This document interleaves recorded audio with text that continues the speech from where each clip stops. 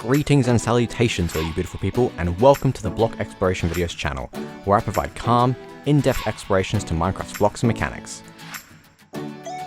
Over the past 7 months, we've explored over 50 blocks, and I've gotten featured on the official Minecraft Wiki.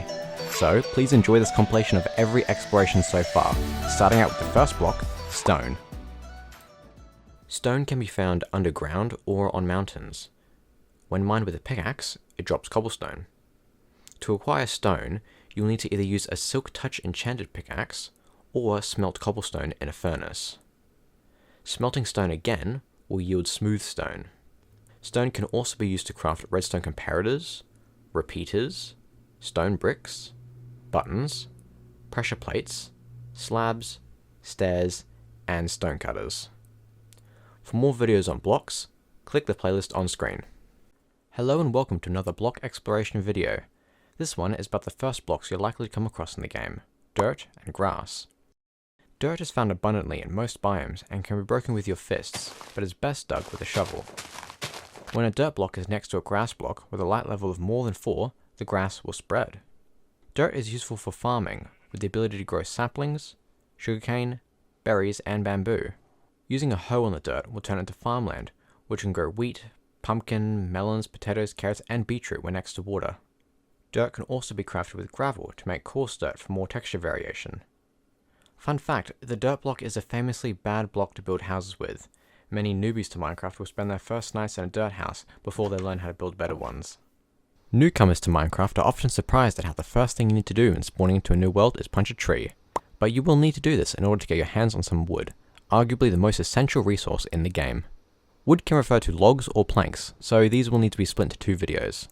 Wood logs are found naturally occurring in trees throughout the overworld and nether. There are currently 11 different types of logs, each relating to their types of trees and biome. There are oak, spruce, birch, jungle, acacia, dark oak, mangrove, cherry, pale oak, crimson, and warped. Wood is best mined with an axe, but can also be obtained with bare hands. Just like in real life, wood is also flammable and will catch fire from lava. Wood can be used as a fuel in a furnace, and smelting logs themselves will make charcoal. Logs are used in crafting the campfire, soul campfire, creaking heart, smoker, and planks, which will be covered in the next video. Crafting 4 logs or nether stems will give wood or hyphae. These blocks are like logs, but with bark on all sides, hiding the interior. Right-clicking on a log or wood block with an axe will turn it into a stripped version, which is the same color as the interior texture. Wood is an extremely versatile building material. When used in conjunction with unstripped logs, you're able to easily build very good looking walls and houses. There are many different ways to mix shades of wood to create a theme for any build. Wood. Don't mind me, I'm just getting ready for this video. Planks for listening. There are 12 variants of wooden planks, each crafted from their respective logs. Oak, spruce, birch, jungle, acacia, dark oak, mangrove, cherry, pale oak, crimson, and warped. There's also bamboo planks, which are crafted from a block of bamboo or stripped bamboo, and can be crafted into mosaic form. Wooden planks can be found all over the world in generator structures like villages, woodland mansions, and mine shafts. Planks are best mined with an axe, are flammable, and catch fire from lava. Planks are also the most versatile crafting ingredient, used in making the barrel, beehive, bookshelf, chiseled bookshelf, bowl, cartography table, chest, crafting table, fletching table, grindstone, jukebox, loom, bed, boat, fence, fence gate, sign, wooden button, door, pressure plate, slab, stair, and trapdoor, note block, piston, shield, smithing table, tripwire hook, stick, and all the wooden tools. Overworld planks can also be used as fuel in a furnace, though crimson and warped planks cannot. Planks are great for making wood floors or walls in your house and building shape structures like boats. With an abundance of the material in a Minecraft world, it's a great choice for a warm, homely base. Whether it's as the foundation of your house or a pleasant pathway, cobblestone is a staple of Minecraft as a common building block. While obtainable from mining stone, this block can also appear in dungeons, jungle temples, pillager outposts, and strongholds. It is also prevalent in villages and woodland mansions. There's a mossy variant of cobblestone that can be found in dungeons and taiga biomes, which can be crafted with moss blocks. Cobblestone can be created when water comes in contact with flowing lava. This gave birth to cobblestone generators, machines used for creating an infinite supply of the blocks. Cobblestone can be smelted in a furnace to turn it back into stone, or crafted together to make stairs, slabs, walls, and furnaces. Cobblestone is also used to craft dispensers, droppers, levers, observers, pistons, and all of the stone tools. When sitting by the seaside, you're sure to see some shiny sand. This block can be found scattered throughout the overworld, primarily in deserts and beaches.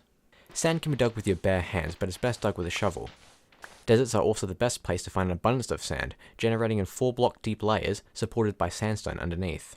Sand can be crafted into sandstone, or into concrete powder and TNT. Smelting sand in a furnace will yield glass blocks. Sand is also required for growing cactus, but can be used for bamboo, sugarcane, and kelp. Sand is also unique as it is one of the few blocks that will obey the laws of gravity, falling when it has no supporting block underneath. When sand is falling, it turns into a falling block entity, meaning it can be broken by torches or similar blocks. If you're clever, you can also throw sand around with special machines. When you go mining, you'll collect a lot of cobblestone and ores, but also plenty of andesite, granite, and diorite. These 3 stone variants are often the reason for your inventory getting full so quickly. Similarly to stone, these blocks can be found between Y levels 60 and 0, generating in large pockets.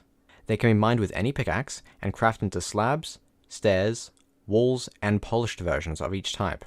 These polished stones can also be crafted into slabs and stairs. Andesite, granite, and diorite can also be used in a stone cutter to make the crafted forms more efficiently. Andesite is a dark grey, and works well as a foundation of a wall. Granite is more of a tan colour and fits perfectly in a kitchen or a bathroom as a counter. Diorite is white, so it can be used as a tiled floor or in a snow build. So there you are, running through a cave that just keeps going down further and further until you hit Deepslate. This dark stone marks the beginning of a whole new world underground. Ever since version 1.18 released in November 2021, the Minecraft world extends past Y level 0 down to -64. Here the stone is darker and significantly harder to break.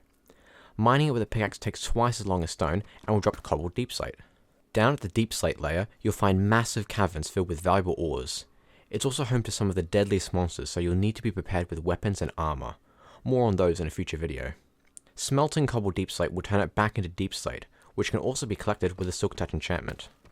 Using Deepslate in a stone cutter allows you to make Deepslate tiles, Deepslate bricks, chiseled Deepslate, and polished Deepslate. Deepslate bricks and tiles can be crafted into cracked versions, and all but chiseled can be made into stairs, slabs, and walls. As it is a dark grey stone, Deepslate is great for building serious or secure rooms. It also works well as a roofing tile. There is some debate about if the world of Minecraft is round, cube, or flat. No matter the shape, Bedrock is a block holding everything up. This mysterious block is found at the very bottom of the world, at level -60. It is completely unbreakable in survival mode, serving as an impenetrable barrier from falling underneath the world. Beneath Bedrock is the Void, a place where no blocks can be placed, and where anything that falls too deep will die. Mobs do not spawn on Bedrock, and Endermen are unable to place blocks they are carrying onto it. While pickaxes, pistons, and TNT are all ineffective for breaking Bedrock, players have discovered ways to glitch the game and delete this block. This can be useful in some places, but requires a lot of setup and skill. Bedrock can also be found in the Nether and the End, which will be covered in a future video. The planet is covered in it, we're mostly made of it, it falls from the sky, and we drink it all the time. In Minecraft, water is an extremely abundant and interesting block. Water occurs all throughout the overworld in oceans, rivers, and ponds. As one of the few fluid blocks, you can pass through it and swim in it. Water can be picked up by a bucket and placed, flowing out 7 blocks diagonally from its source. Anything that falls in flowing water will be pushed along like in a water slide. Water can be put into cauldrons or used to hydrate farmland. Certain non-solid blocks like stairs, fences, and ladders can be waterlogged, meaning the available air will be filled. Water changes its color depending on the biome it's in, making it lighter in plains and darker in swamps. You'll dig slower while underwater and can drown if your air bubble bar runs out. Water can also be soaked up with sponge blocks and drips through one layer of blocks for ambience. You can also catch fish in the ocean or any small pool.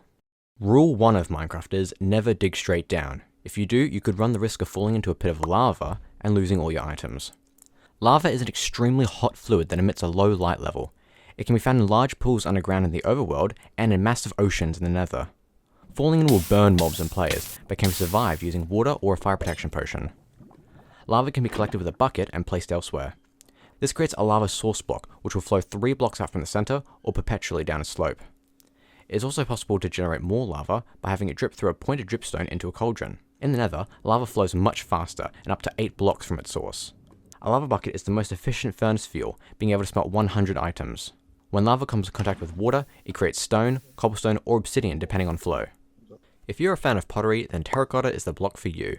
This is a very unique building block with many uses. Terracotta is found naturally in the Badlands, or more commonly named Mesa biome, and can be mined with a pickaxe. Terracotta can also be obtained by smelting clay blocks. It can then be crafted with some armor trims to make more, or with dyes to make stained terracotta. These colored blocks can also be found in the Badlands in alternating layers. Smelting stained terracotta will give glazed terracotta, blocks with very unique and interesting patterns depending on the color. Stained terracotta works great for builds requiring muted colors, like interior walls or shipping containers. Glazed terracotta can be used as skirting for bathrooms or a fancy carpet. Magenta glazed terracotta has arrow patterns on it and can be used for signs. Last time, we explored terracotta, or hardened clay. Before we move on, we should explore clay, a block that, while not great for building on its own, is essential for another great building block. Clay is most commonly found on pond and lake floors in large blobs. It can also be found in swamps, beaches, and oceans in these diamond-shaped discs. Lush caves deep underground also have an abundance of clay. You can dig it best with a shovel, which drops clay balls that can be smelted into bricks. Clay blocks can be picked up with a Sculk Touch shovel, or crafted with 4 clay balls, and smelted into terracotta. Fun fact, if mud is placed above a block supporting pointed dripstone, the mud will eventually dry out into clay. A LEGO minifigure prank caller once said, "You can make anything out of brick." Bricks are a classic and stylish building block for many different projects. Bricks are crafted with 4 brick items which come from smelting clay balls in a furnace. These bricks can also be crafted into decorated pots and flower pots. Brick blocks can be mined with any pickaxe and crafted into slabs, stairs, and walls in a crafting table, or a stone cutter for better efficiency. Bricks were first introduced all the way back in 2009 during the InfDev version. They initially generated in massive brick pyramids before the texture was changed and the pyramids removed from the game. Bricks are a very sturdy, warm block choice and work great in a suburban home, the walls for an apartment building, or a chimney for your fireplace. When you dig into a ravine with a big pool of lava, you naturally throw down some water to snuff it out. Then you try to dig up the purple floor and oh no, you found obsidian. This is a super strong block found naturally in all dimensions and is made when water touches a lava source block. Obsidian can only be mined with a diamond or netherite pickaxe. If you use anything else, it'll take forever and won't drop an item. Because obsidian is so strong, it cannot be blunted by TNT or other explosions. It also cannot be moved by pistons. This makes it very useful for secure rooms and durable machines. Obsidian is also needed for building nether portals, which lead to the dimension we will explore later. You can craft obsidian into beacons, enchanting tables, and ender chests. Aw, what's the matter, Obsidian? Are you gonna cry? Are you crying? Yes, you are crying, Obsidian. This is a rare variant of obsidian which can only be obtained from the ruined portal generator structure and by bartering with piglins. Crying obsidian has a soft ambient glow and leaks purple particles like tears. Like obsidian, it can only be broken with a diamond or netherite pickaxe. The block was first added to Minecraft back in 2011, version 1.3, with the intent to be a way to set your spawn point. This idea was discarded in favor of beds, and the block was removed soon after.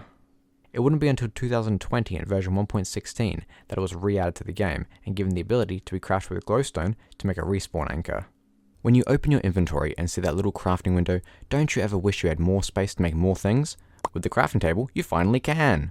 This is the most essential block to start any survival world. It can be found naturally generated in structures like villages and pillager outposts, and is crafted with 4 wooden planks in your inventory. The crafting table offers a 3x3 grid to craft every single block and item in the game. Some crafting recipes can be done in many positions, while others can only be done one way. There's also a little book next to the crafting grid that stores all crafting recipes you've collected through gameplay for reference and one-click crafting. For example, crafting sticks and planks into a wooden pickaxe adds to the recipe book. You need to learn how to craft items yourself the first time, but then it's stored in memory. Fun fact, despite showing tools like a saw, hammer, and scissors on the sides, you don't need to craft and cannot use them. They're only in the block's texture. If you're building a house, you'll likely want to add some windows, which means you'll need to be a pane in the glass. Did you see what I did there? Clever. Glass is unique as a fragile, transparent block. It can be broken with your bare hands but will shatter and not drop an item unless you use a Silk Touch tool. You can create glass by smelting sand in a furnace and trade for it with villagers. Glass is used in crafting beacons, daylight detectors, end crystals, glass bottles, and glass panes, a much thinner, more resource efficient type of glass, which is perfect for windows and railings. They're so thin a player or mob can actually fit inside a 2x2 container. You can also use dyes to create stained glass and stained glass panes, which function just like the uncolored variant. You can use these to make a stained glass window or an underwater base. Crafting amethyst with glass will give tinted glass, a translucent block which does not allow light to pass through. Now you can see into a pitch black room, like a mob farm. If you asked me what I'm doing, I would say I'm mining some stone. I'd lie and say that coal is on my mind. Coal ore is a block found in ore veins under and above ground. Like all ores, it also comes in a Deepslate variant that is found more rarely at the top of the Deepslate layer. Mining it with a pickaxe will drop coal, which can then be used to craft torches, campfires, fire chargers, and coal blocks. The coal ore block can only be collected with a Silk Touch pickaxe, and smelting it in a furnace will give a coal item. Of course, it's much better to simply mine the ore for the item. Coal is a very good fuel for smelting, as one coal can smelt 8 items, meaning you only need 8 coal to smelt an entire stack of 64. Blocks of coal can smelt 80 items, burning for a total of 13 minutes. You can also smelt wood logs to make charcoal, which functions just like coal. Back in the early days, if you wanted to build with metal, you were limited to only iron. Now we have copper, a very aesthetic orange metal with many uses. Just below the surface and much deeper down, you'll find veins of copper ore and Deepslate copper ore. Mining it with a pickaxe will drop between 2 and 5 raw copper, which can be increased with the Fortune enchantment. You can pick up copper ore with a Silk Touch pickaxe, and smelting it all raw copper in a furnace will give copper ingots. These can then be crafted into the spyglass, lightning rod, brush, copper doors, copper trapdoor, and blocks of copper. Using a stone cutter, you can make them into chiseled and cut copper slabs, stairs, grates, and bulbs. These blocks can be found in trial chambers, which generate naturally deep underground. Copper is unique as it will oxidize over time, meaning it will turn from orange to teal. Using an axe on oxidized copper will revert it to its previous stage, and using honeycomb will prevent oxidation altogether. With so many variations of copper in so many forms, this is a powerful option for builds. Whether as a laboratory wall or a weathered outdoor statue, this block adds an awe-inspiring flair. Continuing our exploration of Minecraft's many ores, we come to iron, a material you want to gather lots of in survival. The ore is best found between Y level 55 and 14 underground, with Deepslate ore appearing most below level -4. Mining with a stone pickaxe or better will drop 1 raw iron, but can be increased with the Fortune enchantment. There's also the block of raw iron, which can sometimes appear underground, and is crafted with 9 raw iron. Using Silk Touch will give you the ore block, and smelting it all raw iron in a furnace will yield iron ingots. These ingots can be crafted into block of iron nugget, anvil, rail, activator rail, detector rail, blast furnace, bucket, cauldron, chain, compass, crafter, crossbow, flint and steel, heavy weighted pressure plate, hopper, iron door, iron trapdoor, iron bars, minecart, piston, shears, shield, smithing table, stonecutter, tripwire hook, and all the iron tools and armor. Iron ingots sometimes drop as loot from zombies and husks, and you can build with blocks of iron and a carved pumpkin to make an iron golem. Iron also works well as a vault door or machine casing. Old players will remember how Skydar's Minecraft called this item butter due to its slippery yellow look. Today we are exploring gold, a valuable but rather weak resource. Generating in ore veins most prevalently at Y level 8 and -18 in Deepslate form, gold ore can be mined with an iron, diamond, or netherite pickaxe, dropping 1 raw gold. This amount can be increased with the Fortune enchantment, and Silk Touch can be used to pick up the ore block. Smelting raw gold or gold ore in a furnace will give a gold ingot. Gold ore can also be found in the nether, and mining it will drop 2 to 6 gold nuggets, which can be crafted into golden ingots. These ingots can then be crafted into block of gold, clock, golden apple, light weighted pressure plate, netherite ingot, powered rail, and all the gold tools and armor. You can also trade gold ingots to a cleric villager for emeralds and barter with piglins for various items. Because piglins are attracted to gold, wearing any golden armor will prevent them from attacking you. Piglins will also drop golden nuggets, which led players to build nether gold farms to acquire an endless supply. One of the best uses for blocks of gold are for building thrones and lavish royal builds. Iron, copper, gold, and now for something completely different. Emerald is an ore unlike any other, with a very specific purpose. This is one of the rarest ores in the game, only generating in mountain and windswept hills biomes in single blocks. Deepslate emerald ore is considered one of the rarest blocks in the game due to its specific generation requirements. Mining with an iron, diamond, or netherite pickaxe will drop 1 emerald, or up to 4 with a fortune enchantment. Emeralds are also able to be found uncommonly in loot chests found in generated structures around the world. Emeralds cannot be crafted into any tools or armor. They can only be crafted into a block of emerald, which is a really nice lime green color. The main purpose of emeralds is as a currency for trading with villagers and wandering traders. Right-clicking on a villager with a job will open a menu allowing you to trade for items related to their profession, like potatoes for emeralds and emeralds for pumpkin pie. More on villagers in a future video. This is the thing that all early Minecrafters were searching for, the thing you spend hours in caves trying to find. The diamond is the beautiful blue gem you need for the best gear. Diamond ore generates most frequently in Deepslate form at the bottom of the world, Y level -59. It can also be found at level 12, which was the best place to find them before the Deepslate layer was added. Mined only with an iron, diamond, or netherite pickaxe, the ore will drop 1 diamond, or more with a fortune enchantment. The ore block can be picked up with Silk Touch, and diamonds can be crafted into the block of diamond, enchanting table, jukebox, many rare armor trims, and the diamond tools and armor.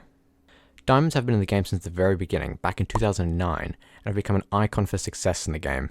As diamonds can only be obtained through mining ore or rarely in chest loot, they've been chosen as the economy system for many players' survival servers. Oh yes! Everybody, over here I found some lapis! This ore, known as Lapis Lazuli or Lapis Lazuli, is a pretty abundant ore you will collect a lot of. Found under Y level 44, most frequently at level 8 and as Deepslate ore below level -2, lapis ore can be mined with a stone pickaxe or better, and drops 4 to 9 Lapis Lazuli. This amount can be increased with fortune, and Silk Touch is needed to pick up the ore block. Lapis Lazuli can then be crafted into a block of Lapis Lazuli and blue dye. The main function of the item is for enchanting items in an enchanting table. For each of the 3 levels of enchantment, you will need 1, 2, or 3 Lapis Lazuli. The block of Lapis Lazuli is a brilliant deep blue and is perfect for pointed castle roofs or fancy interiors. In Minecraft, it's possible not only to build amazing castles and mansions, but also complicated machines and moving doors. We can achieve this with redstone, which acts as the electricity of the Minecraft world. This is the first installment in a mini-series going over every redstone-related block. The ore generates underground below Y level 15, or most commonly as Deepslate ore at -59. It's mined with an iron, diamond, or netherite pickaxe, and drops 4 or 5 redstone dust, or up to 8 with a fortune enchantment. Standing on the ore will make it light up, showing off its power. Mining with a Silk Touch pickaxe will of course drop the ore block. Redstone is an insanely powerful and versatile mechanic, being able to transmit a redstone power as a wire. It can be placed on the top of blocks and, when powered, carry a signal for up to 15 blocks. The simplest way to demonstrate this is by connecting a lever to a lamp with redstone dust, allowing you to activate the lamp from a distance. Redstone can travel up and down stairs, and even through certain non-opaque blocks. Redstone dust can also be used to craft the block of redstone, clock, compass, crafter, detector rail, powered rail, dispenser, dropper, copper bulbs, note block, observer, piston, redstone lamp, repeater, torch, and target. No, you aren't saying it twice, this is a redstone repeater. When a line of redstone dust is powered into the repeater from behind, it will produce a full-length signal from the front, repeating the power source. There are also toggleable torches you can set by right-clicking that delay the signal between 1 and 4 ticks. A redstone tick is 2 game ticks or 0.1 seconds. When a repeater is facing into an opaque block, it can power the block, allowing a signal to pass through it. Repeaters are also useful for directing a line of redstone so it doesn't interact with another. Powering a repeater into the side of another will lock the second repeater. If you power one repeater, then lock it and remove the power source, it will remain powered. Repeaters are most useful for long-distance redstone and configuring machines like combination locks and redstone clocks, which cycle a signal indefinitely. Comparing a wooden pickaxe to a diamond one is pretty easy, but when comparing redstone strengths, you'll need a comparator. This block has 2 modes, compare and subtract. In compare mode, with the torches off, it will compare its rear input to the 2 side inputs. If either side is greater than the rear, there will be no output. If the back has a stronger signal, i.e. the redstone is close to the source of power, it will have an output the same strength as the rear. Right-clicking will put the comparator in subtract mode, which will subtract the highest power side from the rear and output the result. For example, if the maximum signal strength of 15 is going to the back from one redstone dust powered by a torch, and signals of 14 and 12 are coming from either side, then the comparator will take 15 and subtract 14 as the highest of the two sides, outputting a signal strength of 1. Comparators also read containers like chests, furnaces, jukebox, and hoppers, outputting a strength relative to their volume. The fuller a chest, the higher the signal. Turning the page on a book in a lectern will increase the comparator signal strength, and filling a chiseled bookshelf will too. You can use this feature to display measurements for blocks, and make turning the page of a book into a redstone action. Torches are a good way to light up your home, but redstone torches won't keep the monsters away. Crafted with a stick and redstone dust, the redstone torch provides a constant, full-strength redstone signal to its adjacent sides and the block above. It can be placed on the top of blocks or attached to the side. The redstone torch will always remain on unless the block it's attached to is powered, for example by a repeater or another torch. This inverts the signal, making it an unlit torch. This is very useful in circuitry where a pressure plate or a button needs to deactivate an already active mechanism, like a door or light. If a redstone torch is powered on and off too quickly, however, it will burn out, requiring you to replace it. There will be more on redstone circuitry in a future video. The redstone torch also has a low glow and works well for dramatic or scary lighting. Now we're going to get a little pushy by taking a look at the piston. You can craft this block with wooden planks, cobblestone, iron, and redstone, and can place facing any direction up and down. The piston's wooden face is the front, and when redstone signal is directed into the block, the face extends one block out. This will push any movable blocks forwards, with the exception of blocks like Obsidian and Bedrock, and non-solids like torches and ladders. The piston can push up to 12 blocks before maxing out. Pistons also cannot push container blocks in Java Edition, such as chests and furnaces. Pistons can be powered by redstone directly, or by adjacent powered blocks. These 3 pistons are being powered by a redstone torch, the powered block above the torch, and the redstone dust on top. Pistons can also be crafted with slime balls to make sticky pistons, which hold onto blocks they push back and forth. When used in conjunction with slime blocks, this allows you to push lots of blocks at once. Pistons have many great uses, such as piston doors, block swappers, elevators, and flying machines. Gold is yellow, diamond is blue, redstone is red and has many uses too. With 9 redstone dust you can craft a block of redstone, which acts as a permanently powered redstone power source. The block will power redstone dust and repeaters next to it, but not other blocks directly.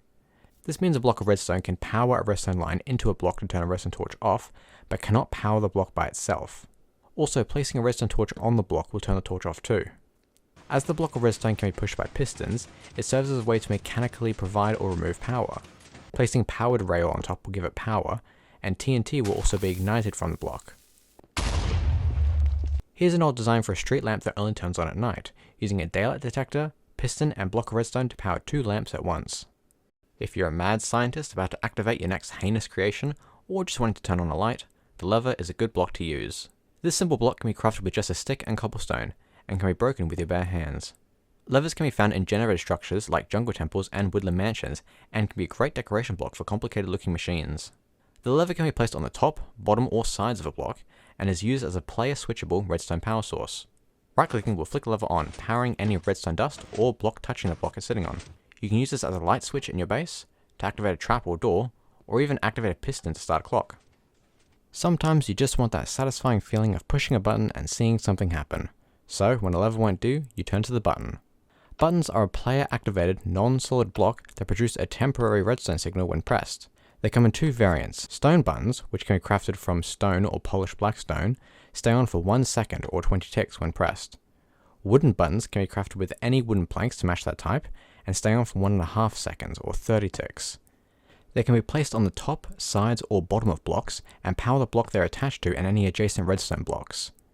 As buttons only stay active for a short amount of time, they are most useful for activating doors which close by themselves, or inputs for larger machines like keys on a dial pad. Torches and glowstone are good for lighting up your base, but what about when you want to turn the lights off? That's what the redstone lamp was made for. This block is made with 1 glowstone and 4 redstone dust, and will light up when it receives redstone power.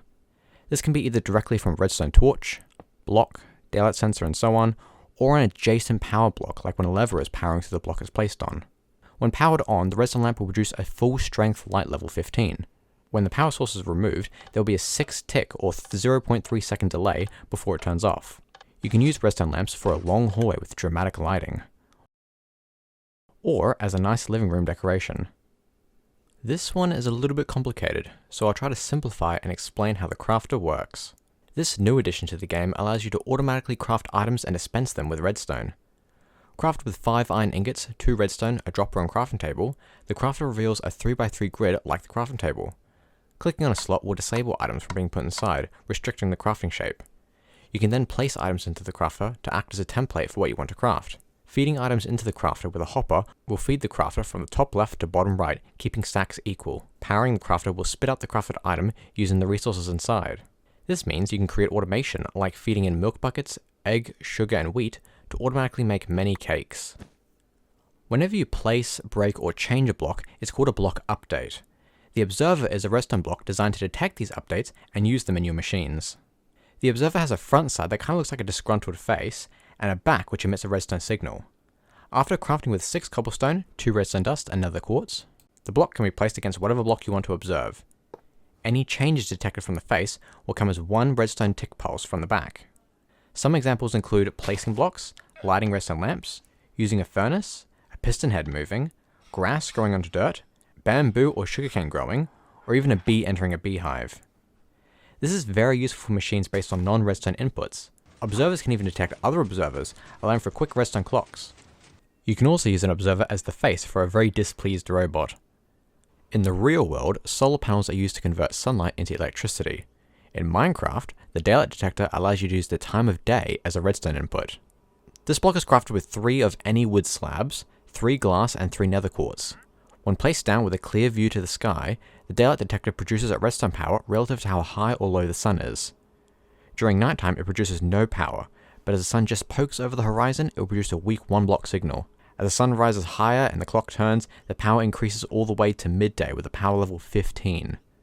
Right-clicking on the daylight detector will switch to night mode, which detects moonlight and can only produce a maximum level of 11 at midnight. This means you can use this block to have lights turn on only at night, or set up an alarm to go off exactly at midday.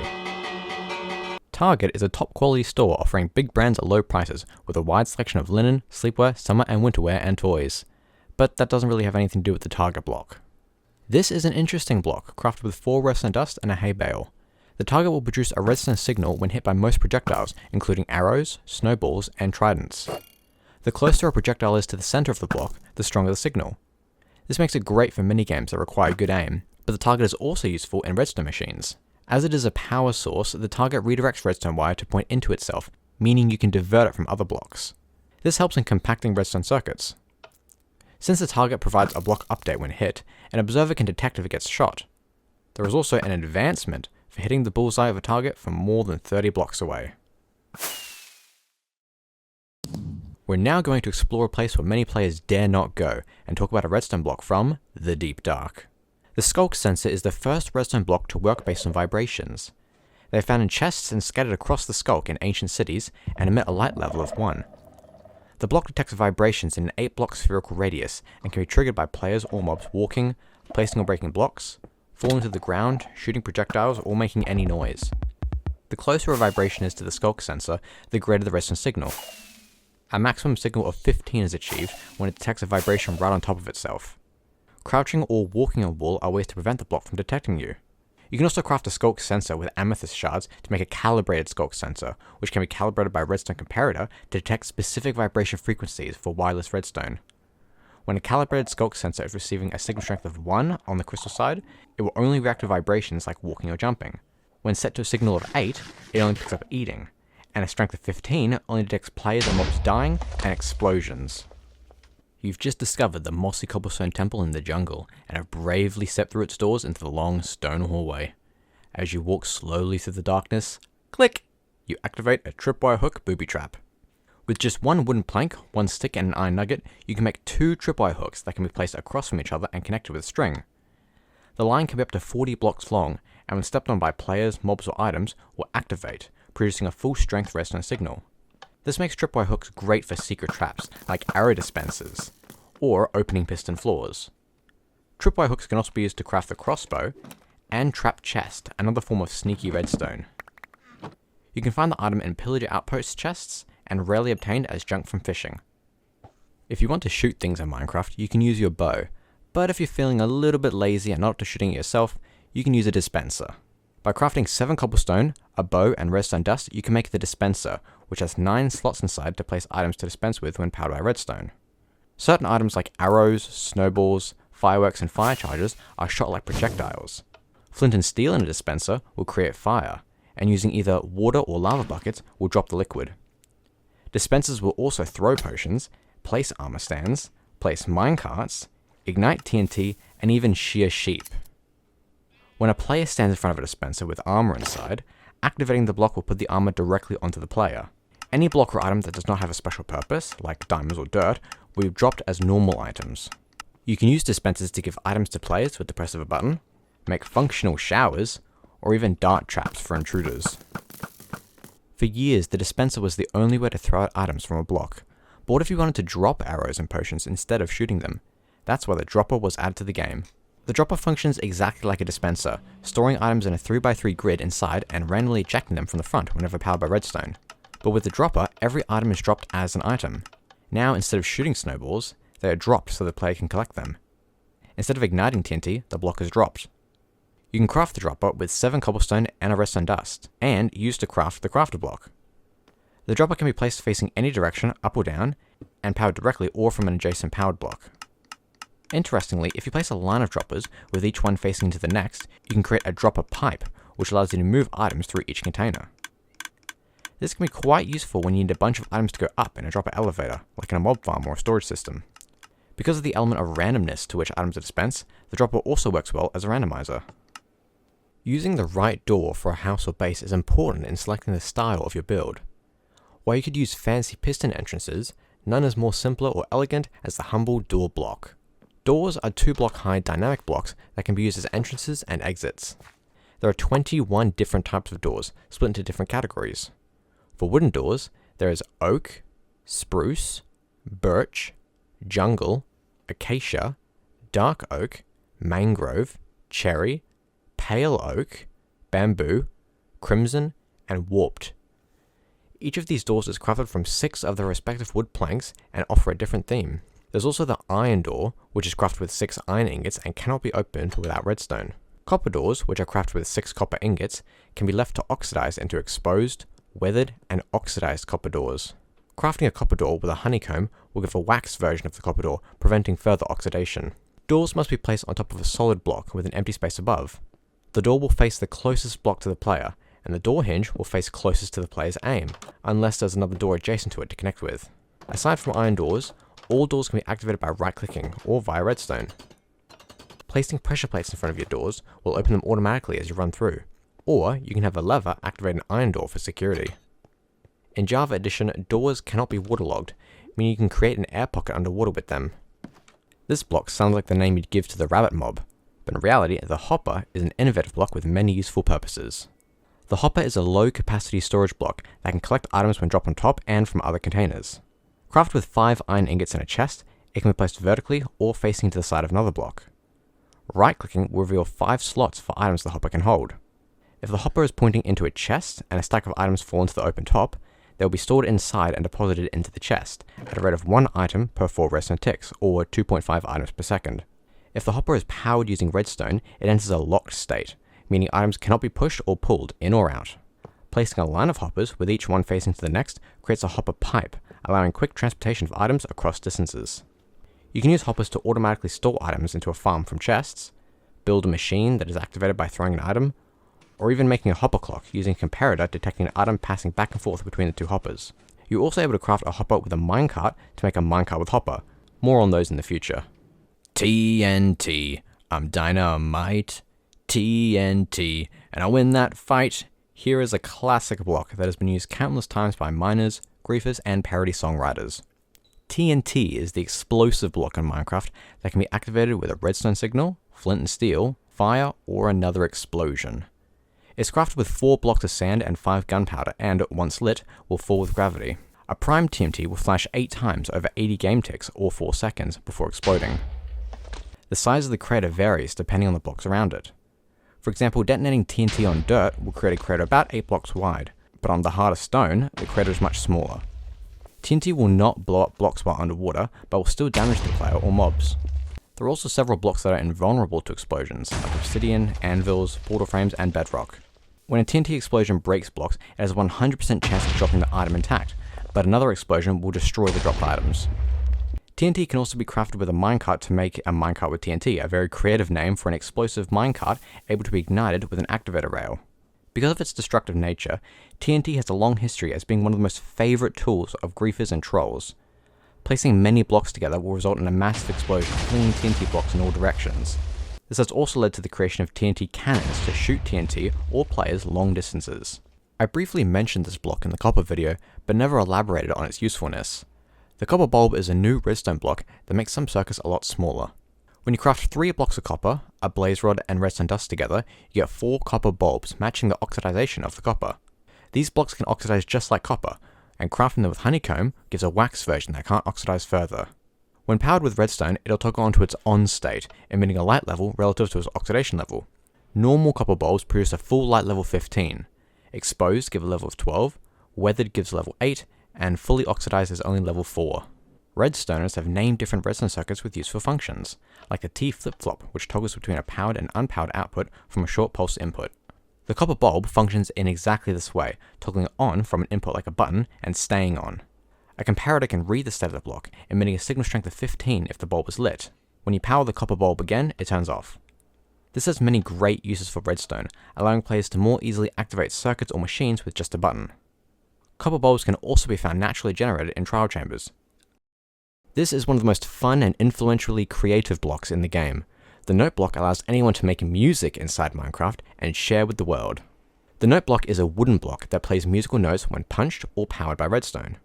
Crafted with only 8 wood planks of any type and 1 redstone dust, this block can play sounds of 16 different instruments at 25 different pitches per instrument. The type of block the note block is placed on will determine the instrument, and the block can be tuned by right-clicking. The default harp instrument can be heard when the note block is on dirt, air, or any block other than the following. Wood gives a string bass. Sand and gravel make a snare drum. Glass makes clicks or hi-hats. Stone blocks give bass drum kicks. Block of gold makes bells. Clay and honeycomb makes flutes. Packed ice makes chimes. Wool gives a guitar. Bone blocks are xylophones. Block of iron is an iron xylophone. Soul sand makes a cowbell. Pumpkin is a didgeridoo. Block of emerald is like an 8-bit synthesizer. Hay bale makes a banjo. And glowstone makes a pling electric piano. Placing a mob head on top of the note block, like a skeleton or wither skeleton skull, creeper head or piglin head, will make the mob sounds. Note blocks are famous in the Minecraft community for being used to make beautiful songs, original or remade from games and movies.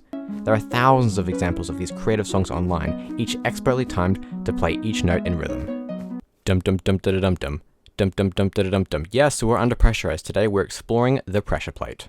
There are 16 types of pressure plates that can be stepped on by entities, like players, mobs, or items, to produce a redstone signal.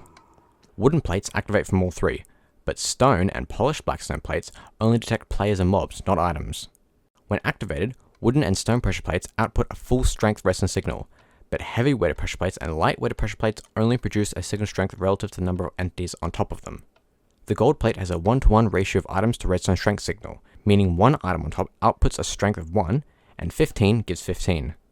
Iron heavy plates, however, have a ratio of 1 to 10, meaning you need between 1 and 10 items for a strength of 1, and over 141 for a strength of 15. Every pressure plate is crafted with 2 items of its type, like 2 wooden planks or 2 iron ingots. They come in handy in front of doors to open them automatically, as hidden switches for traps, or even as tabletops. Fencing is an Olympic sport that originated in the 14th century and features fighting with swords. But this video doesn't really have anything to do with that. Today we're exploring Minecraft's fence blocks. Fences are barrier blocks that, while appearing to be 1 block tall, actually have a hitbox of 1.5 blocks tall, meaning players and mobs are unable to jump over them without assistance. There are wood fences, which can be made of oak, spruce, birch, jungle, acacia, dark oak, mangrove, cherry, pale oak, bamboo, crimson, and warped. There's also nether brick fence, which is made from nether bricks. All wooden fences will connect with each other, but not with nether brick. Light will pass through a wall of fences, allowing players to see through, but not mobs. Using a lead will allow you to attach mobs to fences, and placing a carpet on top provides a little ledge to allow you to climb over easily while still trapping mobs. Fences can be used to make simple animal pens, a fence around your house, a castle gate, as pipes on a wall, a point for a roof, or even legs for a table. Get creative with it. When we explored the fence block, I mentioned how you must use another block to get over the fence, but there's actually a much easier way to get through, using a fence gate. This is a handy little door you can use between fences to allow you into your animal pen or garden. The fence gate comes in 12 varieties: oak, spruce, birch, jungle acacia, dark oak, mangrove, cherry, pale oak, bamboo, crimson, and warped. Each are crafted with 4 sticks and 2 planks of their respective wood type. Fence gates are best mined with an axe and will connect to walls and other fences when placed. Right-clicking on a gate will open or close it, but it can also be activated via a redstone signal. Despite looking 1 block tall, a closed fence gate is actually 1.5 high, meaning mobs and players cannot jump over it. As the fence gate is slightly lower when connected to a wall, you can place 3 together to make an archway for a nice entrance. Ah, your timing is impeccable. And by impeccable, I mean completely impeccable! The scientist then pulls the lever and the trapdoor opens underneath his nemesis, sending him falling into the trap. The trapdoor is a 1 block tall door which you can fall or climb through. It comes in 21 varieties. For the wooden trapdoors, there's oak, spruce, birch, jungle, acacia, dark oak, mangrove, cherry, pale oak, bamboo, crimson, and warped. Additionally, there's the iron trapdoor and the copper trapdoor, which can be unoxidized, exposed, weathered, or oxidized. All of the copper trapdoors can, of course, be waxed to preserve the oxidation state. Each are crafted with 6 of the respective plank type or metal in a crafting table. All trapdoors, aside from iron trapdoors, can be opened by right-clicking. All can also be opened by redstone, this being the only way for iron trapdoors. They can place on the top or bottom half of blocks, opening either downwards or upwards. Trapdoors act like solid blocks when closed, meaning you can hang lanterns or place pots on top, until the trapdoor is open, which would result in them popping off. Trapdoors can block water and be waterlogged. All mobs will see trapdoors as closed, meaning they will unintentionally walk over open trapdoors, making for easy mob traps. Unlike doors, trapdoors don't need to be attached to any other block, meaning you can build them however you like. Trapdoors work best as horizontal doors for ladders and traps, or as window shutters. They can also be chairs, tables, boxes, or shelves. Minecraft wool blocks, oh so very square and softer than rocks, worn by sheep wherever they go, all together they make a big rainbow. Oh, red and orange and green and blue. Minecraft wool blocks, we love you. So yeah, wool. Wool can be harvested from sheep, either by killing them or much more efficiently by using shears. Wool can also be crafted from forest string, and subsequently crafted with dyes to make 16 different colours. White, light grey, grey, black, brown, red, orange, yellow, lime, green, cyan, light blue, blue, purple, magenta, and pink. Wool is flammable, catches fire from lava, and can be found in many generated structures around the world, like villages and woodland mansions. Wool can also be very useful for blocking sound vibrations from reaching Sculk Sensors. Walking on top of wool won't set them off either. Wool is also used to craft banners, beds, and carpets, all with their respective colours, and paintings to place on the wall. Wool is very useful in adding colour to a build, either as flooring, big pillows, or even massive player statues. Fun fact, from Minecraft Classic to Alpha, wool was actually named cloth and had very different colours. This was changed upon the game's official release in 2010. Delightful. Really delightful. I am the Glub Glow Guggalub, and I love books, and this basement is a true treasure trove. The bookshelf is a wooden block that can be used in conjunction with the enchanting table. It's crafted with 6 wooden planks of any type and 3 books, which are made from paper and leather. Bookshelves are best mined with an axe, but will only drop 3 books when broken. Using a Silk Touch enchantment will drop the bookshelf intact. When a bookshelf is placed next to an enchanting table, glyph particles will fly into it from the bookshelf. The more bookshelves are surrounding the enchantment table, the higher the maximum enchants will be. You need a minimum of 15 bookshelves to gain level 30 enchantments, so making a little 5x5 square of bookshelves is important in survival mode. The bookshelf is also used in crafting the lectern, and can be found in various generated structures throughout the world, like villages, strongholds, and woodland mansions.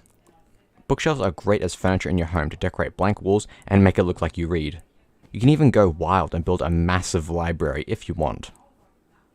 Thanks so much for watching and subscribing, and thank you to everybody leaving all those nice comments in the videos saying how much this has been helping them, saying how much they missed the old videos, and I'm bringing it back. Thank you to everyone at the Minecraft Wiki for helping getting this on the Wiki, and make sure you check out all the links to the Wiki pages in the description below, as well as links to every single video thus far. Thank you once again, and I'll see you in the next exploration.